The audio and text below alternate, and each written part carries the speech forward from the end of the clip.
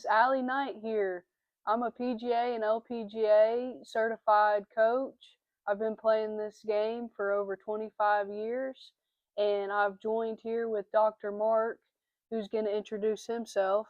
Hello, I'm Dr. Mark Harman. Most people know me as Dr. Mark. I am a physician, psychologist, a neuroscientist who have worked at kind of the convergence of fields of psychology, neuroscience, psychiatry, and biomechanic athletic performance. I now help athletes like Miss Allie and others perform at their best when they need it. And Miss Allie and I got together and thought of an idea of we have lots of stories, lots of things to talk about. And so we are Brains and Birdies. Brains and Birdies. Today we're going to talk about the amygdala. I can never say it right. It's okay. The amygdala hijack. There you go. There we go. It's a hard one to say. It is. It's a hard one to say. I'm still working on it, obviously. So what is the amygdala hijack?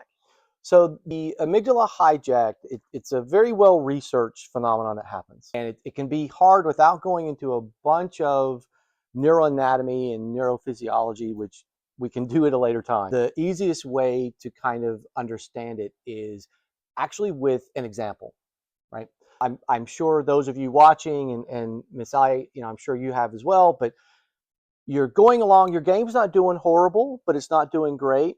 But things just kind of start to add up. You get a little more anxious, a little more irritated, and you're playing against someone that you really want to beat or you really want to win. It's a really important. Kind of tired of them having the bragging rights all the time, which seems to be about 90% of the people I play with. You are coming on the hole that you have birdied more than not.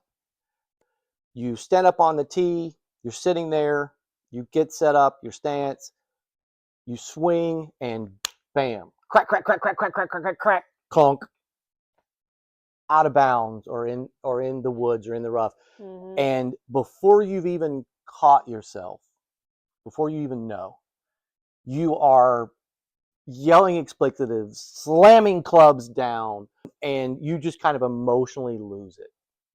Mm-hmm. That is what's called an amygdala hijack. Right? So that's what I mean by, that's one of those things that understanding a story about it oftentimes makes more sense than me talking about, well, it's a little area of your brain that regulates emotion. Right? Right. And the thing with the amygdala hijack that we often have to remember, or I'm often reminding people of, is it's not an off or on switch. It's a spectrum. So you can have a small hijack, or you can have what I just described as that hyperbolic huge hijack where now the whole day is ruined for you and your round just continues to spiral down, right? Sometimes you can have even small, little mini hijacks that start to add up. But they are a common source of frustration in poor play. Is this more for frustration? Like, what are the emotions when this happens? Is it more of an anger thing, or can it be being nervous, you're on the first tee jitters? Is that the same thing? They all fit into the same category, right? Are they the same thing? Not exactly. But they all fit into the category from the sense of they are all funneling into the amygdala, right? So just to go a little bit deeper into the neuroscience, the amygdala is just a small little area of your brain that's kind of located in the center. If you kind of take my fingers and kind of come together at a point of line, it's kind of in the center, just slightly low, and it actually has a purpose for us as a species. And we used to be hunter-gatherers, and we didn't have cities, and we didn't have walls, and didn't have weapons. They were just tools. The amygdala served a very vital purpose, right? It was scanning the environment, and for example, when it saw the saber-toothed tiger over here, or the bear over there, it raised the alarm in our bodies and said, hey, danger, danger, mm-hmm. Get out. And it kickstarts the fight or flight response most people know about, right? Well, now that we've moved into more of a civilized type of culture and environment where we don't have to or worry about being attacked by a bear walking down the street. Usually. Right. Right, usually. Right. Now, for those of you in Alaska, but for the most part, we don't have to worry about that. At the same time, the amygdala does not have the ability to differentiate. It cannot differentiate between a bear and hurt feelings, or being nervous and a saber-toothed tiger. Okay. It either way, it can kickstart the system, which then cascades a number of things. So it literally causes hormones to be squirted into your body. That your cortisol, for those of you who've heard about cortisol levels, things like that, it literally causes these to be squirted into your body, so to speak, to get your body ready to fight or run. Well, our swing wants to be smooth, rhythmic, comfortable, calm. Last thing you need is a huge dose of cortisol. Right? Learning how to manage that and retrain the amygdala to start to differentiate between danger and not is one of the ways you can help prevent it. But more importantly, there's a number of ways when it does happen, because it's going to happen. It happens to all of us all the time. Right. There's nothing wrong with any of us. It's a natural thing. So so it's basically just a wave of emotions of if you're nervous, if you get angry, it could be either or. If you're walking on the first tee, getting nervous, or you hit a bad shot out of bounds and you get mad and want to throw your club. It's basically when those emotions overtake your body and yourself, and you that's when they talk about you can't make a decision. Your emotions have taken you over. You're out there, or you start to make very poor decisions. Right. So one of the key components of an amygdala hijack, and this is one of the things I have to work with people the most usually, and this ranges from juniors to PGA professionals, and they get hijacked, and it's a lower level hijack. It's not the full out temper tantrum, I'm slamming clubs down. It's I can't let go of these nerves, or I'm constantly playing the mistake in my mind, or whatever it is. And they're not able to calm themselves back down and get out of the hijack.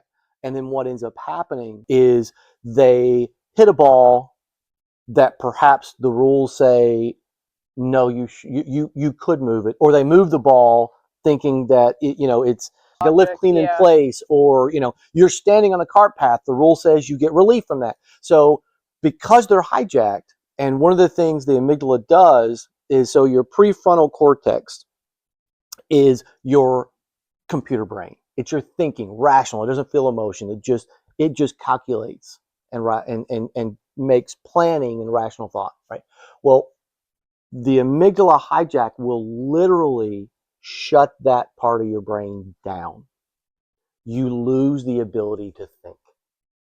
You just react and emotion. Wow. Not good on a golf course. Right. Yeah. Right? Not good on a golf course. Yeah, especially if you're coming down the stretch, you're trying to pick what club to hit. You've got wind, you've got slope. So many factors. I guess that's why you want a good caddy, like when you're feeling nervous. Yeah. Well, and good caddies, I do know more times than often have kind of this innate understanding of, I need to calm my player down. Right. Or, hey, they're a little hijacked, and they're sensing it usually, probably more than knowing it. Not to say they don't know it, they may. They just know, okay, wait a minute, Allie, I need you're only thinking of this. I need to redirect you over here, because you're only thinking of the lie.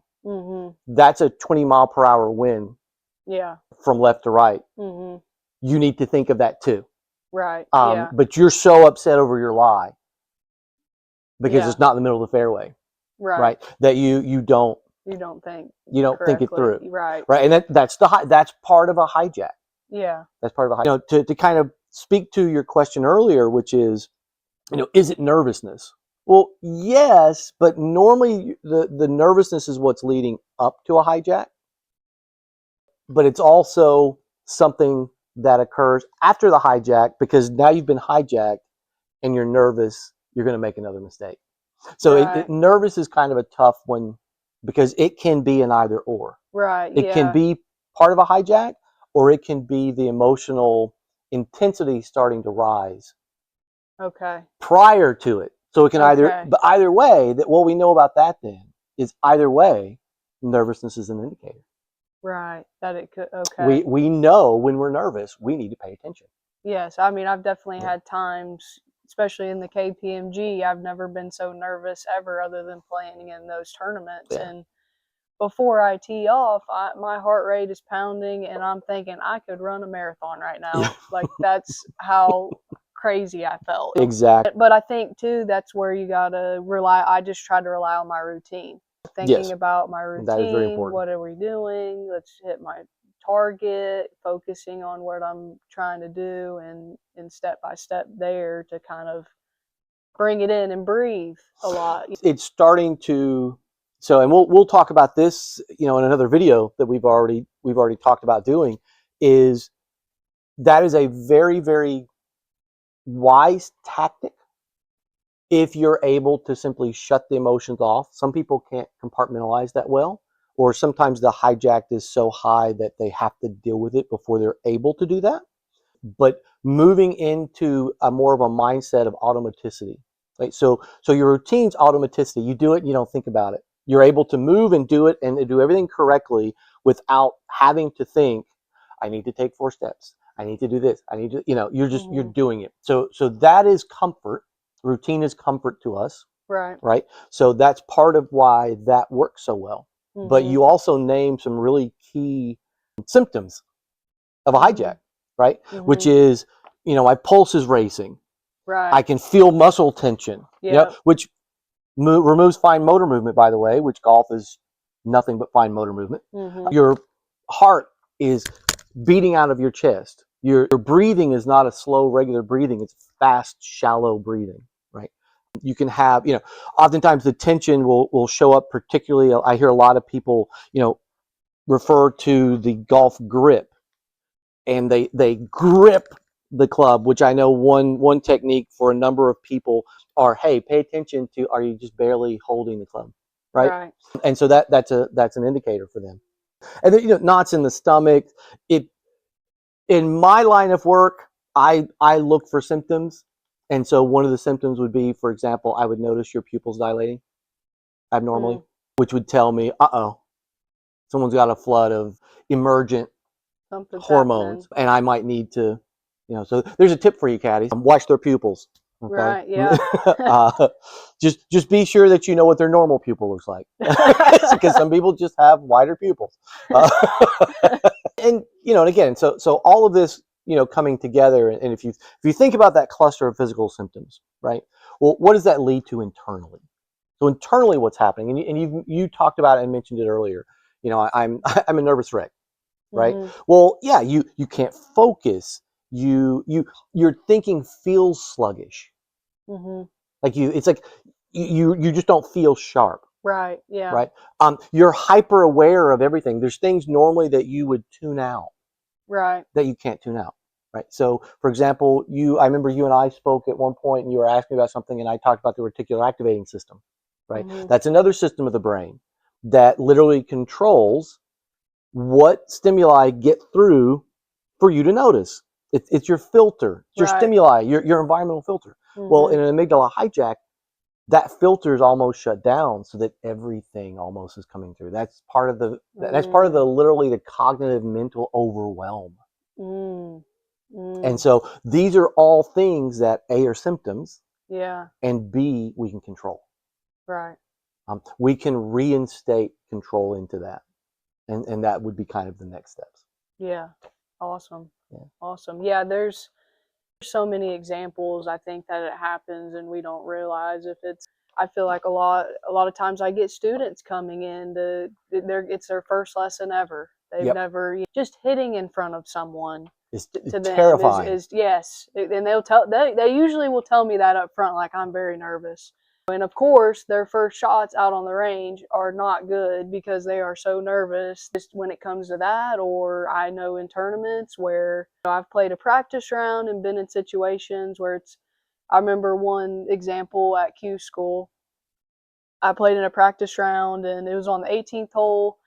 In the practice round, I hit it in the bunker and I got up there. My dad's like, well, because he was caddying. He said, well, what are you going to do if you hit it here in the tournament? And I was like, I'll just do this. And I got up there and I hit it on the green perfectly. Yeah. It was all good. It was a practice round, Yeah. right? Yeah. Confident, then, relaxed. Right, exactly. Yeah. And so then the tournament, what do you know? I'm in that same position. It's the last hole. I'd have been I'm right on the beside cut line. Yeah. And it's kind of like my heart rate starts pounding. All of a sudden, it wasn't, I just do this. It wasn't. And you got hijacked. I got hijacked. Yeah. And I was like, well, in the practice, you're trying to tell yourself, well, in the practice round I did it. So, but it was like, should I lay up? But you got so many thoughts racing. Yeah. Went way too fast, hit it, didn't hit a good shot, ended up in a bad result, but I got hijacked. And it was like, I know, I pulled that shot off 3 days ago perfectly. But yeah, why not now? Right. And which again, that's a great example, right? That's a great example of one, hijack removes our fine motor skills. So all those fine motor skills that you've spent your entire career and life, really, since 6, learning, fine tuning to the point where, oh, well, I'll just do this. Wham, right? Those, when we're relaxed, we're comfortable, those are very present. They're there. The hijack shuts those down, where the fine motor skills are one of the first thing you lose. So cognitive ability to think, which is the planning rationally, right, and fine motors, first things that stop. Why? Because, so this would be a fine motor skill, right? Okay. This would be just a normal motor skill, right? I'm not going to be like, I'm throwing fisties with you. We're going to fisticuff. Right. I'm going to be, we're going to fisticuff. Right? Yeah. And for those of you, that means fight. We don't need our fine motor skills. We don't want our fine motor skills, when we're running from a bear. Right. We want our quads. We want our, main, large motor groups activating, because we're not wasting time, whoo, Mr. Bear. We're not wasting time on that. Yeah. That's literally so that's this neuroscientific reason that happens.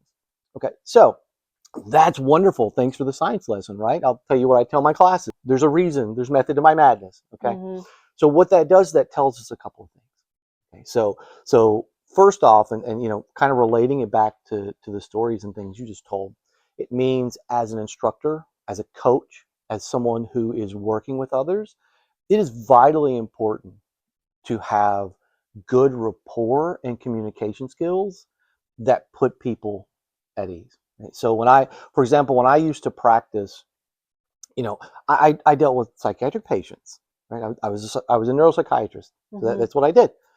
And so these are people coming in emotionally dysfunctional, distraught. They're terrified. If you think it's terrifying to swing in front of you for the first time, try going to a psychiatric hospital for the first time, right? I mean, you're terrified. One of the things that, I learned very quickly was when I go to see a patient, I got to make them feel comfortable. I got to make them feel valued. I got to make them feel important. I got to make them feel like it doesn't matter what mistakes you make. Right. I'm here to help you. Yeah. Not judge you, not anything like that. So that now, again, that's a little bit more of an extreme case because of the environment I was in. But even when I'm teaching, even when I'm working with athletes and executives and students, whoever it is, it's, hey, we're here not to judge. We're here to learn.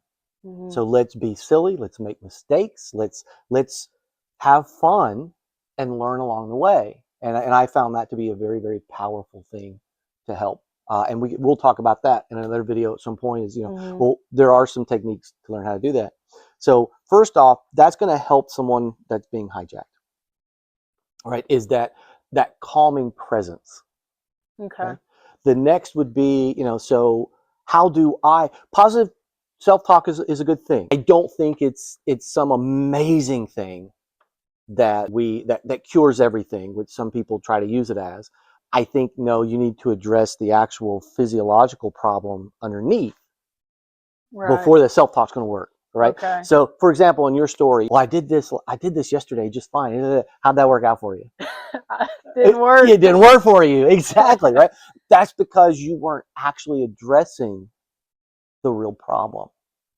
which was calming my body, Right. my physiology back down Yeah. in order to give that self-talk a space that I Right. can register it and I Mhm. can become confident again. Right. Mhm. So that's something I find often with athletes and people, even instructors that I work with at times, is like, you have to learn how to recognize this in students. Like you and I have Yeah. talked about it some. Right. We need to physiologically calm them down. Just slowing Yeah. down And and teach them that. right.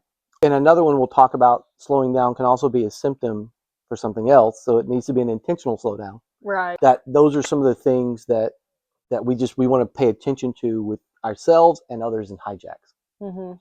Yes. Mhm. Awesome. And so the best ways to try to do that is, would you say that's breathing, or how do you slow yourself down to get yourself out of it?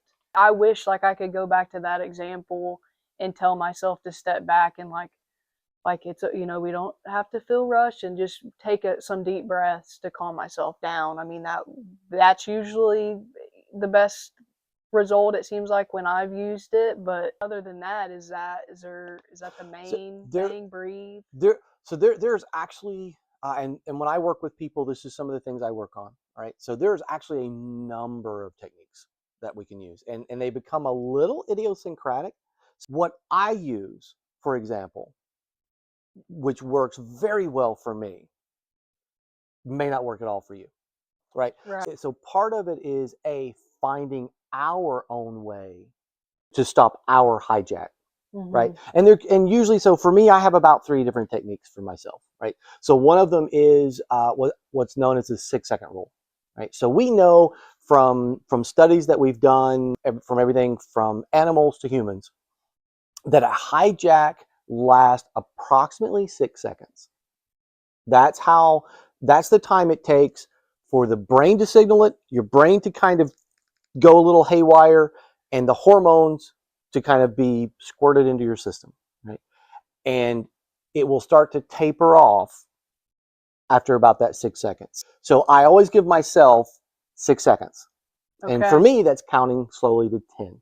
Okay. So Okay. that's kind of like the Tiger Woods. It's a He bit would like take I 10 think Tiger Woods had the seconds. 10 step.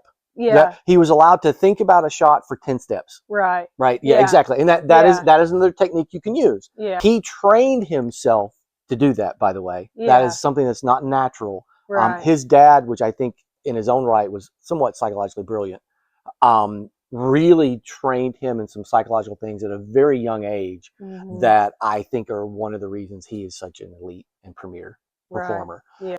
We can all learn it. For him, it was the 10 steps. For others, it is breathing. Mhm. Okay, and there's different breathing techniques: the box, the 4x4, the 2x6, the tongue on the roof. There's, again, it's what works for you. One of the other kind of things that I often help people is you create. So you have your routine, but I have them create zones.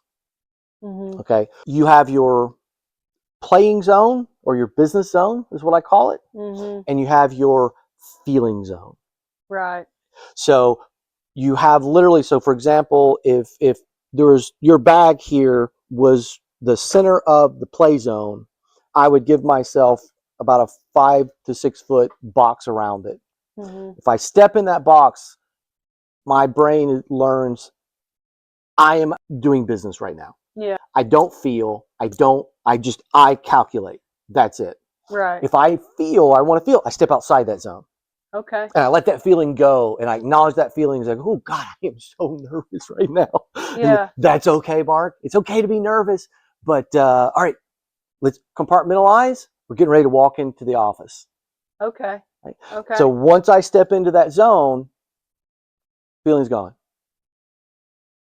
Time to, and I have trained myself for that. Okay. Part Right. of it in my case is, so part of it is my training, right? Right. So when you're in medical school and you're training, we do basically all types of medicines to be able to say we're doctors, and you get assigned codes, right? So in a code, someone's heart's literally stopping.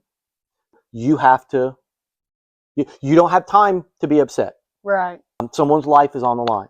Yeah. So when you walk into the patient's room, you very much compartmentalize. It doesn't matter what happened the rest of the day. Mhm. Right now, your focus is on that patient, Right. Yeah. right? Understandably, it needs to be, Yeah. right? I have translated that a little bit even into my game. Okay. Where once I go outside that patient's office after a code, I can sit in the hall, I can cry, I can do whatever I need to do to let out my emotions and accept them and be like, that was, oh God, that was horrible. Right. Once I step into that next code or patient's office, I'm Dr. Harman. I'm here to save somebody's life. Right. Again, that's a hyperbolic example. Yeah. You know, from me, my experience, we all have those experiences to some extent, but we can use that on the course. Yeah. I love that. Yeah. We can use those types of things in the course. Yeah. And those are some of the things I work with different people with. Right. Of finding, is a box work. For some people, it's use it as a club or bag selection, right? Am I selecting my prefrontal brain right now? Am I selecting my feeling intuitive brain in my automatic swing state right now? Or am I selecting my emotional bag? You know, which club fits the situation? Because there's situations where you should be upset. Right. Like someone just cheated. Right. You should be upset. Yeah. You can't go, I'm in my business box. That's not going to work well, right? So, there are a number of different techniques. Right. And we can talk extensively about about them at different videos that we can go through some of them as well. But yeah, there are definitely techniques you can use. Awesome. Yeah. Well, I think we've covered a lot. We have. It's been Amygdala Hijack. I did it again, didn't I? It's okay. Amygdala Hijack. There you go. But I'll tell you what I'll tell you what I tell the people I work with. Say it however you want to say it. Just understand. I'm just gonna say hijack from now on. and a lot of people do. It's like I'm just avoiding it. I'm just hijack. Yeah. Okay, that's fine. Awesome. Yeah. Awesome. Well, thanks so much. This was great. Make sure we're the Brains and Birdies, so make sure to hit subscribe on our channel and follow along. We've got some more stuff to come out for sure. Thanks so much. Looking forward to seeing you next time.